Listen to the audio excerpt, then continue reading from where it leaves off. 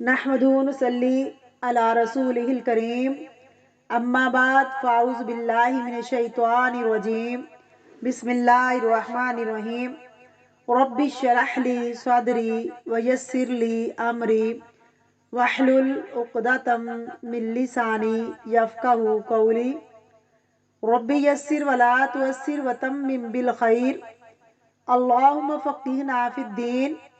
سورۃ البقرہ آیت نمبر 159، لفظی ترجمہ، روٹ ورڈ اور تفسیر۔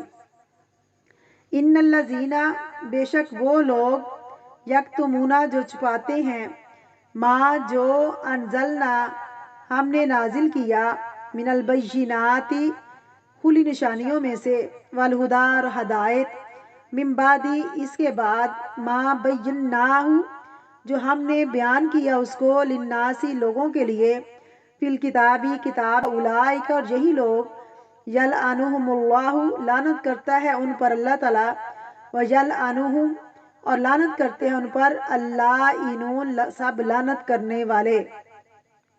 ان الذین یکتمون، بے شک وہ لوگ جو چھپاتے ہیں، دے کنسیل کرنا، کاف تا میم اس کا روٹ ہے، ما جو انزلنا ہم نے نازل کیا، من البینات کھلی نشانیوں میں سے۔ ویسے تو اس کا معنی ہوتا ہے فرق کرنا، پوشیدہ چیز کو ظاہر کرنا، بات کو دلیل سے پیش کرنا۔ والہدی یہاں مراد ہے علم نافع، فائدہ مند علم۔ من بعد اس کے بعد، آفٹر دیٹ، ما بیناہ جو ہم نے بیان کیا اس کو، کلیئرلی ہم نے اس کو بتا دیا، للناس لوگوں کے لیے، فی الکتاب کتاب میں، یعنی تورات وغیرہ میں۔ کتاب سے مراد یہاں دو معنی لیے گئے ہیں، نمبر 1 تورات، نمبر 2 جن سے کتب، تمام کتابیں۔ اولئک یہی لوگ ہیں، یلعنہم اللہ لعنت کرتا ہے ان پر اللہ تعالیٰ۔ لعنت کیا ہوتی ہے؟ اللہ کے قرب یا رحمت سے دور ہونا۔ یلعنہم اور لعنت کرتے ہیں ان پر اللائنون لعنت کرنے والے۔ اس کا واحد کیا ہے؟ لعین۔ کس کے وزن پر؟ فاعل کے وزن پر۔ لام عین نون اس کا روٹ ہے، اردو میں بھی یہ مشہور ہے۔ بسم اللہ الرحمن الرحیم۔ تفسیر۔ ان الذین یکتمون ما انزلنا، بے شک وہ لوگ جو چھپاتے ہیں جو ہم نے نازل کیا، من البینات کھلی نشانیوں میں سے، کلیئر پروف میں سے، والہدی اور ہدایت میں سے، من بعد ما بیناہ للناس اس کے بعد کہ ہم نے اسے لوگوں کے لیے بیان کیا ہے، فی الکتاب کتاب میں۔ ایسے لوگوں کی سزا کیا ہے؟ اولئک یلعنہم اللہ ایسے لوگوں پر اللہ کی لعنت ہے، ویلعنہم اللائنون اور ان پر لعنت کرنے والوں کی لعنت ہے۔ اسے کیا پتہ چلتا ہے کہ علم کا چھپانا کبیرہ گناہوں میں سے ہے اور انسان کو لعنت کا مستحق بناتا ہے۔ یہاں ان لوگوں کی بات کی جا رہی ہے جنہیں کتاب دی گئی تھی، خاص طور پر علماء یہود وغیرہ، لیکن انہوں نے لوگوں سے اس کتاب کے اندر بہت سی ایسی باتیں جو اللہ رب العزت نے بیان کی تھی، انہوں نے کیا کیا؟ اس کو چھپا دیا، وہ لوگوں تک نہیں پہنچائی۔ مثلا نبی کریم صلی اللہ علیہ وسلم کی آمد کی نشانیاں اور اسی طرح کی کچھ اور چیزیں جو ان کے اپنے خلاف جاتی تھیں، وہ انہوں نے نہیں بتائیں۔ اور اسی طرح کچھ علم نافع، والہدی سے مراد کیا ہے؟ فائدہ مند علم، جن سے لوگوں کو بینیفٹ ہو سکتا ہے، اور اسے نہیں دیا، حالانکہ اللہ رب العزت نے اسے لوگوں کے لیے ہی بھیجا تھا کتاب کے اندر۔ ایسے لوگوں پر اللہ کی لعنت ہے، وہ اللہ تعالیٰ کی رحمت سے دور ہوں گے، اور ملائکہ اور باقی مخلوق ان پر لعنت بھیجتی ہے۔ یہ صرف ایک خاص گروپ کے بارے میں نہیں ہے یہ آیت، جو بھی کوئی ایسا کرے، اللہ رب العزت فرما رہے ہیں، ان الذین یکتمون جو بھی چھپائے، ما انزلنا من البینات کھلی نشانیوں میں سے جو اللہ نے اتارا۔ کہاں پر اتارا؟ قرآن پاک میں اتارا۔ والہدی اور فائدہ مند علم، من بعد ما بیناہ للناس، جو اللہ نے بیان کیا لوگوں کے لیے بھیجا ہی لوگوں کے لیے فی الکتاب ہی کتاب میں۔ تو بات یہ ہے کہ علم کا چھپانا دو طرح ہوتا ہے، ایک ہوتا ہے زبان حال سے اور ایک ہوتا ہے زبان قال سے۔ زبان حال سے چھپانا کیا ہے؟ مثلاً آپ کسی کو دیکھتے ہیں کہ وہ غلط کام کر رہا ہے، تو ایسے موقع پر آپ کا فرض بنتا ہے آپ اس کو بتائیں، کیونکہ اس بندے کا حال تقاضا کر رہا ہے کہ اس کو صحیح ڈائریکشن دیں۔ مثلاً کوئی شخص قبلے کو فالو کرنے کی بجائے کسی اور طرف نماز پڑھ رہا ہے، تو آپ کو پتا ہو قبلہ کس طرف ہے، تو آپ کا فرض بنتا ہے کہ آپ اسے بتائیں، علم کو نہ چھپائیں اور اسے نماز کی حالت میں بتا دیں کہ رخ کس طرف ہے۔ اس طرح بعض دفعہ کوئی شخص آپ سے سوال کرتا ہے، آپ سے پوچھتا ہے کچھ، تو سستی کے مارے آپ اس کو نہیں بتاتے، یا یہ کہیں مجھ سے نہیں کسی اور سے جا کر پوچھ لو، میں نہیں بتاتی، یا اس کو اس لیے نہ بتائیں کہ میں نے اس کو بتایا تو اس کو پتا چل گیا تو یہ میرے برابر ہو جائے گا، یہ میرے پاس جو ایک خاص علم ہے جس کی وجہ سے میں دوسروں سے فوقیت رکھتی ہوں، اس لیے یہ نہیں بتاتا یا بتاتی۔ ایسے تمام کام اللہ کے نزدیک ناپسندیدہ ہیں، اور یہ ہے زبان قال سے بتانا، یعنی پوچھنے والے سے علم کو چھپانا، تو یہ بھی جائز نہیں ہے۔ حدیث میں آتا ہے نبی کریم صلی اللہ علیہ وسلم نے فرمایا، جس سے کوئی علم کی بات پوچھی جائے اور وہ نہ بتائے، اس کو چھپا دیا جائے، ایسے شخص کو منہ میں آگ کی لگام اللہ پہنائے گا۔ لگام آپ کو معلوم ہے نا، گھوڑے کے منہ میں ڈالی جاتی ہے اس کو کنٹرول کرنے کے لیے، تو اس کے منہ میں لگام ہوگی آگ کی۔ کس کے لیے؟ جس سے کوئی علم کی بات پوچھی جائے اور اسے پتہ بھی ہو، جواب آتا بھی ہو، تو وہ اسے کسی بھی وجہ سے، خواہ جواب آتا ہے یا بخل کی وجہ سے یا سستی کی وجہ سے، وہ نہ بتائے، اس کو چھپا جائے۔ یا پھر ایک یہ صورت ہے کہ بعض اوقات کسی کا سوال ایسا ہوتا ہے، اگر آپ اس کو اسی وقت جواب دیں تو وہ اس کے لیے فتنہ بن جائے، کیونکہ وہ اسے ابھی لینے کے قابل نہیں ہوتا۔ ایسی صورت میں حکمت کے تحت کچھ دیر کے لیے اس کو پوسٹ پون کر دیں، کیونکہ آپ کو ڈر ہے کہ اس کو یہ بات بتا دی تو یہ اس کے فائدہ مند ثابت نہیں ہوگی، نقصان دہ ہوگی اس کے لیے۔ مثلا آپ نے دیکھا ہوگا بعض دفعہ بچے ایسے سوال کرتے ہیں کہ اگر آپ وہ بات پہلے بتا دیں تو ان کی جو چھوٹی عقل ہے ابھی وہ اس کو پوری طرح نہیں لے سکتے، جذب نہیں کر سکتے، وہ اس علم کو ابھی اچھی طرح نہیں لے سکتے۔ کسی خاص مصلحت کے لیے کسی چیز کو تھوڑی دیر کے لیے روک لینا اس میں نہیں آتا، یا حکمت کے تقاضے کے تحت کسی چیز پر خاموشی اختیار کرنا الگ بات ہے، لیکن جان بوجھ کر علم کو چھپانا اللہ کی رحمت سے خود کو دور کرنا ہے۔ یہاں پر خاص طور پر وہ علم جو قرآن پاک میں ہے، کتاب میں ہے، کتاب سے مراد ساری کتابیں آ جاتی ہیں، صرف تورات نہیں ہے، جو علم قرآن پاک میں ہے یا اپنے وقت کی باقی کتابوں میں تھا، اس علم کو جاننے والے پر لازم ہوتا ہے وہ اسے آگے پہنچائے۔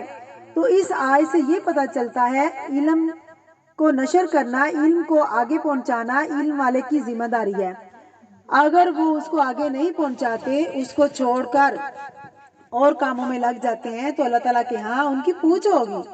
اسی طرح صرف دین کا علم نہیں، جو بھی فائدہ مند ہو، مثلاً آپ کو اگر کوکنگ کا آسان طریقہ آتا ہو اور آپ دیکھ رہے ہیں دوسرے کو کہ وہ مشکل طریقے سے کوکنگ کر رہا ہے، مشکل کے اندر ہے، تو خواہ وہ آپ سے نہ بھی پوچھے، آگے بڑھ کر مدد کر سکتے ہیں، مشورہ دے سکتے ہیں۔ اسی طرح اگر طالب علم ہے، کسی کتاب کی تلاش میں ہے، کسی خاص چیز کو ڈھونڈ رہا ہے اور آپ کو پتہ ہے، تو آپ کا فرض بنتا ہے کہ آپ اس کو گائیڈ کریں، دوسروں کے لیے سہولت پیدا کرنا، ان کی رہنمائی کرنا۔ اگر کوئی راستہ پوچھتا ہے آپ اس کو راستہ بتا دیتے ہیں، کوئی بھی چیز کے بارے میں پوچھتا ہے تو مائنڈ نہیں کرنا چاہیے آپ کو، اپنے اوپر بوجھ نہیں سمجھنا چاہیے یا سوال کرنے والے کو جھجکنا نہیں چاہیے۔ قرآن پاک میں ایک جگہ آتا ہے سوالی کو ڈانٹو مت، جھڑکو مت، سوالی کے سوال کا جواب دو، اس کو سیٹسفائی کرو۔ جتنا بھی تمہارے پاس علم ہے، توفیق ہے تمہیں، مثلا ایک شخص کو پتا ہے کہ یہ حرام ہے، تو وہ ہر آنے والے اسکالر سے بار بار پوچھتا ہے، صرف اس کو ستانے کے لیے یا پھر تفریح کے لیے یا پھر کوئی طریقہ ڈھونڈنے کے لیے کہ وہ اسے حلال کر دے۔ اگر ایک اسکالر نے حرام کہا ہے تو شاید میں دوسرے اسکالر سے اس کے حلال پوچھنے کا یہ قرار دے دے کہ جو میں کر رہا ہوں وہ بس ٹھیک ہے، جسٹیفیکیشن اس کی تلاش کرنے کے لیے۔ تو اس قسم کے سوال جو کچھ سیکھنے کے لیے نہ ہوں، بے مقصد ہوں، تو اس سوالوں کو بھی ناپسند کیا گیا ہے۔ اگر کوئی نان مسلم سوال کرے، کیا اس کو بھی جواب دینا چاہیے؟ بلکہ دینا چاہیے۔ یہاں لکھا ہے من بعد ما بیناہ للناس، اس کے بعد ہم نے اسے لوگوں کے لیے بیان کیا۔ تو للناس میں سارے لوگ آ جاتے ہیں، مومن، کافر، مسلم، غیر مسلم، سب آتے ہیں۔ کیوں؟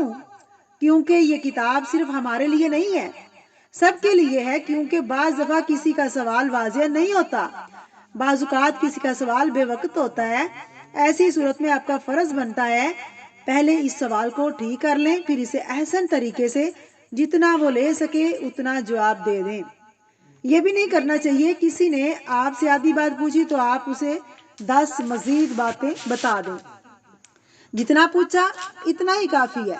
مثلا حدیث میں جبریل علیہ السلام، حدیث جبریل میں دیکھیے، حضرت جبریل علیہ السلام آ کر نبی کریم صلی اللہ علیہ وسلم سے سوال کرتے ہیں۔ یہ سیکھنے سکھانے کا ایک طریقہ تھا۔ تو جبریل علیہ السلام جب سوال کرتے ہیں اسلام کیا ہے، ایمان کیا ہے، احسان کیا ہے، تو نبی کریم صلی اللہ علیہ وسلم اس کا جواب دیتے ہیں۔ تو آپ کے جوابات دیکھیے کتنے ٹو دا پوائنٹ اور بریف ہیں، اور سوال کے عین مطابق تھے، فالتو باتیں نہیں تھیں۔ اس میں تو سوال کا جواب سوال کے مطابق ہونا چاہیے، ضرورت کے مطابق ہونا چاہیے، اور دوسرے کی تسلی کی کوشش کرنی چاہیے۔ ایک اور بات یہ ہے کہ اگر آپ کو جواب نہیں آتا تو بلا وجہ کچھ نہ کچھ بولنے سے پرہیز کریں۔ خاموشی اختیار کرنے کی بجائے کہیے میں نہیں جانتی۔ امام مالک کے پاس ایک شخص بہت دور سے سفر کر کے آیا اور اس نے امام مالک کی بہت تعریف سنی تھی کہ ان کے پاس بہت علم ہے۔ اب اس نے آ کر ان سے ایک سوال پوچھا، کہنے لگے لا ادری، میں نہیں جانتا۔ اس نے دوسرا پوچھا تو پھر کہا لا ادری، تو اس نے کہا کہ میں اتنی تعریف سن کر آیا تھا اور ہر سوال پر آپ جواب میں کہہ رہے ہیں مجھے نہیں معلوم، تو بات کیا ہے یہ؟ خواہ آپ کی کتنی بھی شہرت ہو، بہت علم ہو، ضروری نہیں آپ ہر چیز جانتے ہو۔ صرف اللہ کی ذات ایسی ہے جو علیم ہے۔ ہر علم والے کے اوپر ایک علم والا ہوتا ہے، کسی کا بھی علم کامل نہیں ہے۔ اللہ ہی ہے جو ہر چیز کے علم کا احاطہ کرتا ہے۔ بندوں کے پاس مکمل علم نہیں ہوتا، اس لیے ان سے مکمل توقع نہیں رکھنی چاہیے، اور اگر جواب نہ آتا ہو کبھی شرم اور عار محسوس نہیں کرنی چاہیے یہ کہنے میں کہ میں نہیں جانتا۔